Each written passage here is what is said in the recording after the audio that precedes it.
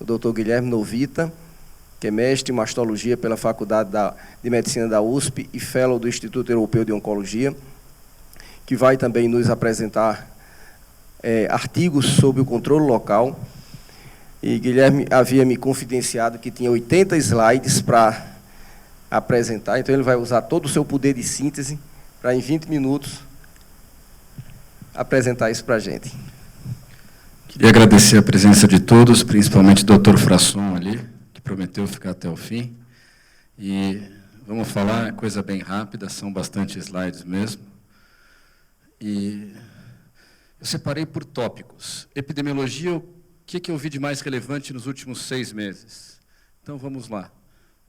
Uma publicação de dados na JAMA, dados do CIR, mostrou que você tinha um grande aumento desde o início do rastreamento em 1970 até 2006, um grande aumento na casa de 70 mil, passou de 100 mil para quase 300 mil casos novos, mas você não viu tanto aumento assim no número de câncer metastático.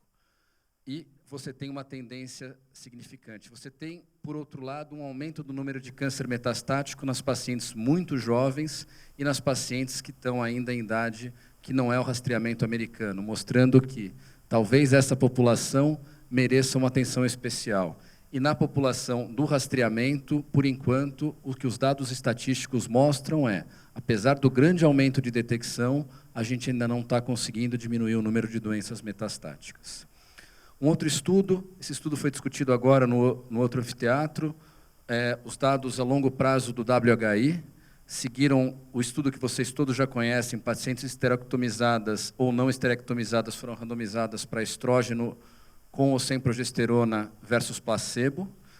Esses resultados mostraram que você tinha um aumento de câncer de mama para pacientes que tomavam estrógeno mais progesterona, mas isso não foi visto para os pacientes que tomavam só estrógeno.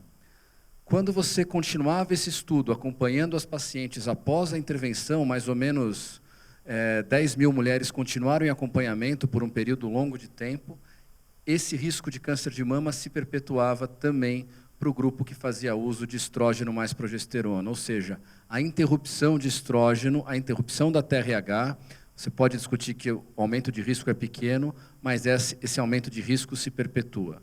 Tudo bem, eu como McDonald's, eu sei que isso me faz mal, mas é um prazer que eu tenho.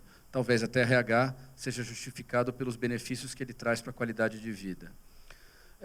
Características associadas em raças nos Estados Unidos. Isso está muito mais ligado a aspectos socioeconômicos.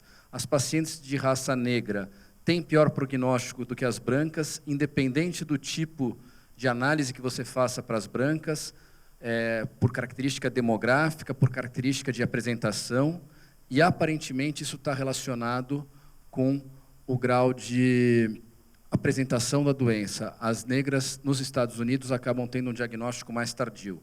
Isso veio de antigamente, e mesmo na era pós-taxano, que foi a diferenciação, isso também continuou. Você continua tendo um pior prognóstico das pacientes com raça negra, isso se deve principalmente a um diagnóstico mais atrasado. Em relação ao segmento, sempre é bom citar, no começo desse ano saiu um guideline da ASCO, que recomendava que para pacientes após câncer de mama, o que deveria ser feito? Deveria ser feito exame físico, educação sobre sintomas de metástases, exame mamário, mamografia, exame pélvico e orientação, não ultrassom de rotina, mas orientação para controle de sangramento na pós-menopausa, e um controle que poderia até ser feito com o médico de família, desde que tivesse um especialista, que o médico de família tivesse acesso em situações especiais. A ASCO não recomendava testes de sangue de rotina, exames de imagem para procurar metástase à distância. Tudo que é feito em grandes centros hoje aqui no Brasil não se recomenda PET-CT, ultrassom de rotina e vários outros exames para procurar metástase, principalmente a cada 3 meses. Em relação ao alto risco, bastante estudos foram publicados esse ano é o ano do BRCA. Em relação à prevenção, o CUSIC publicou uma meta-análise de um segmento mais longo de uso de SERMs na prevenção do câncer de mama. Ele analisou todos os estudos que usaram tamoxifeno, raloxifeno e outros SERMs, que é o lasoxifeno e arzoxifeno, Ele observou que a redução global é da ordem de 50% para todos os cânceres, aqui placebo, aqui o grupo que usou o SERMES, aqui placebo, aqui o grupo que usou o SERMES. Mas ele faz uma análise a longo prazo, aqui é durante o tempo de intervenção e depois. Vocês percebem que durante o tempo de intervenção você tem uma proteção maior que aparentemente não se mantém tanto, principalmente para o grupo de todos os cânceres. Assim como os dados do Atlas e do Atom têm mostrado que a hormonioterapia deve continuar por mais anos, esse estudo levanta um pouco a lebre que talvez a quimioprevenção poderia continuar por mais tempo. Mas isso é extrapolação. Ele mostra também que todos os estudos mostraram que o tamoxifeno teve benefício em relação ao placebo, o raloxifeno em relação ao placebo, o tamoxifeno foi superior ao raloxifeno, aqui era uma comparação entre as duas drogas, e o lasoxifeno, dados muito pequenos. Em relação a efeitos colaterais, aumento de câncer de endométrio significante, não aumentou outros cânceres, aumentou fenômenos tromboembólicos, isso o tamoxifeno. O raloxifeno também não teve um aumento significante de câncer de endométrio, mas teve sim aumento de sintomas de hiperplasia endometrial e esterectomias. Não teve aumento de outros cânceres, aumento de fenômenos tromboembólicos, menos que o tamoxifeno, mas ainda assim significante. E fraturas, os dois SERMES diminuíram o risco de fraturas no geral, principalmente nas mulheres na pós-menopausa. O Embrace soltou o risco de câncer numa corte longa em mulheres com BRCA1 e 2. Ele mostra que o risco em 978 mulheres com BRCA1 acompanhadas, o risco vitalício para os americanos vai até os 70 anos. Ele considera que o risco de desenvolver câncer de mama para BRCA1 é na média 60%, câncer de ovário 59% e o câncer contralateral 83%.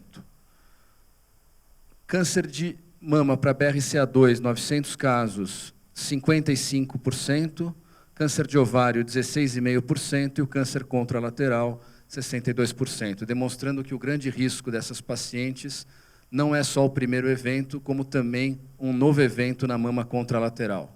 Tudo bem, eu tenho uma paciente de alto risco, ela dosou o BRCA e deu negativo, então ela não tem risco na mama contralateral? Não, ela tem do mesmo jeito, isso não muda nada. Esse estudo pega pacientes que são de alto risco, com mutação negativa no BRCA, o BRCA normal, e elas vêm conforme o grau de história familiar, é um estudo caso-controle, mas quanto maior o histórico familiar, mais essa paciente se aproxima daquela com mutação no BRCA. Ou seja, paciente de risco tem mais risco de ter um novo evento na mama contralateral, mesmo com BRCA negativo. É uma coisa que parece lógica, mas a gente às vezes não atenta. Uso de tamoxifeno em pacientes com BRCA1 e 2, esse estudo foi muito falado, depois que eu dei uma analisada nele, para mim ele não significou mais nada de interessante. Ele tem uma casuística que ele diz que para BRCA1 funciona para prevenção de câncer, de um novo câncer contralateral para receptor negativo e não funciona para receptor positivo, tudo contra o que a gente está acostumado a ver. Aí você vai analisar o estudo. Para quantas pacientes com BRCA positivo e que tiveram um câncer, receptor de estrógeno e progesterona negativo, foi dado tamoxifeno?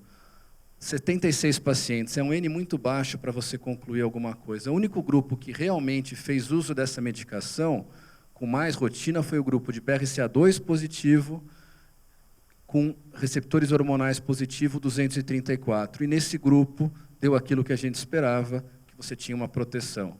Nada mais óbvio. Se o Max tiver uma paciente com receptores hormonais positivos, ela pode ser BRCA1, 2, 3 positivo, que ele vai dar tamoxifeno, inibidor de aromatase ou alguma coisa assim para prevenção. Sobrevida de pacientes com BRCA positivo e negativo, uma comparação entre as pacientes. Os pacientes vivem da mesma forma. O BRCA é um fator de risco para o aparecimento de câncer. Uma vez que a paciente tem câncer, ela vai sobreviver de acordo com TNM, RE, RP, ER2, grau tumoral, e o BRCA não influencia mais nisso. Cirurgia, alguns poucos trabalhos. Shaving da cavidade. Alguns cirurgiões gostam de operar, fazem uma uma lumpectomy, fazem uma retirada do tumor com margens muito próximas e depois fazem uma ampliação da cavidade. Eu, particularmente, sou de um grupo que gosta de fazer isso, a gente tem resultados bons, e esse grupo francês publicou isso.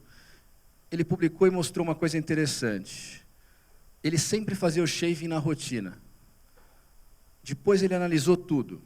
Então aqui, ó, se ele tivesse parado nessas pacientes, 56% dos casos, era uma tumorectomia, basicamente, que ele fazia. Ele ia ampliar a margem depois, tá?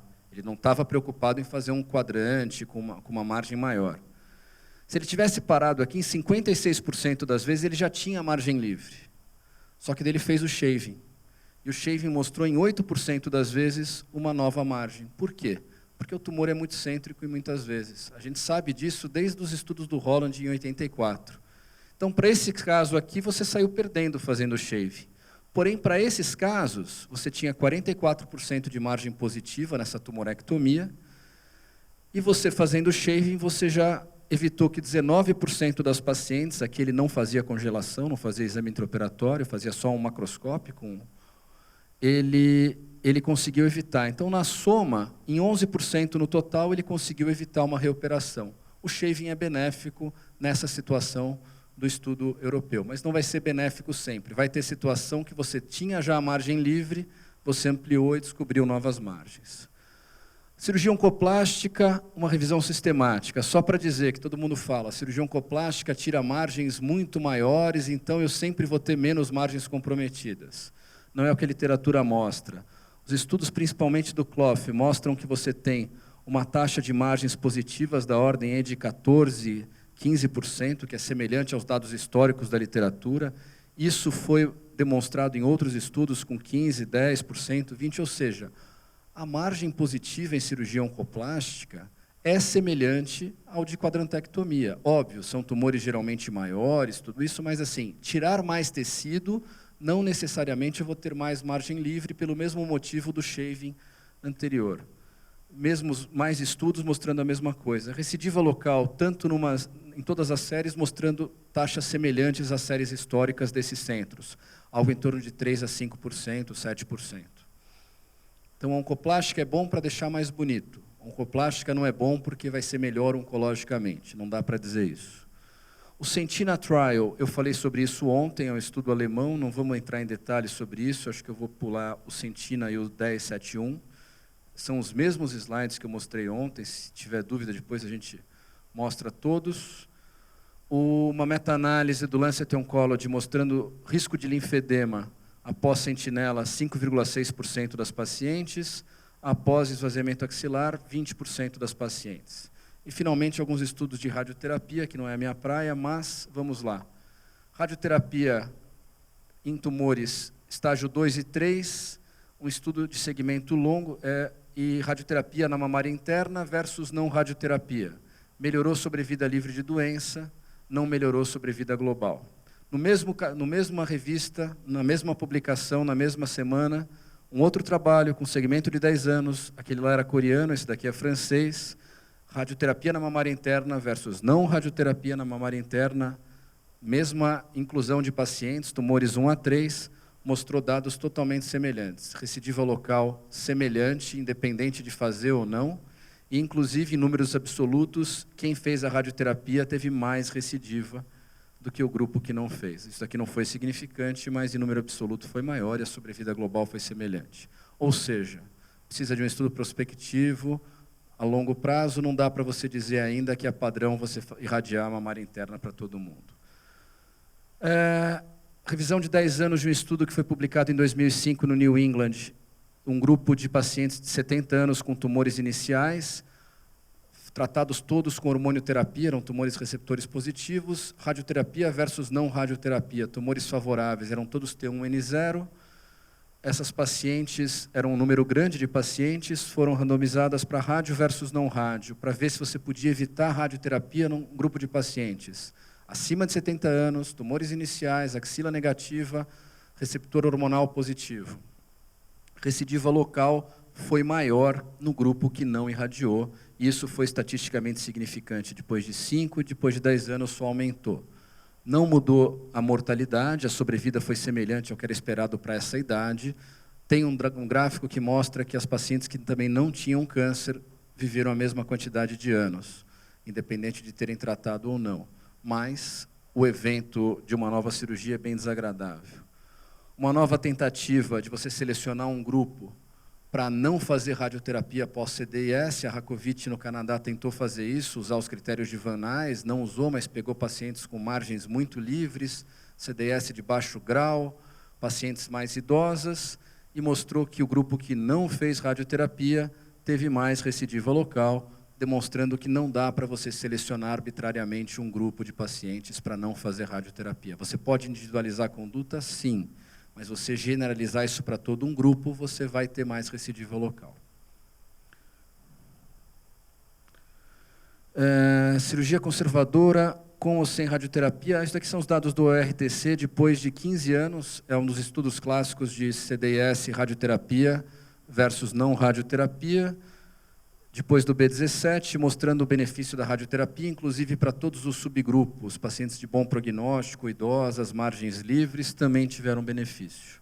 Finalizo fazendo propaganda do livro do Frasson e agradecendo a todos pela paciência. Obrigado. Gravadas e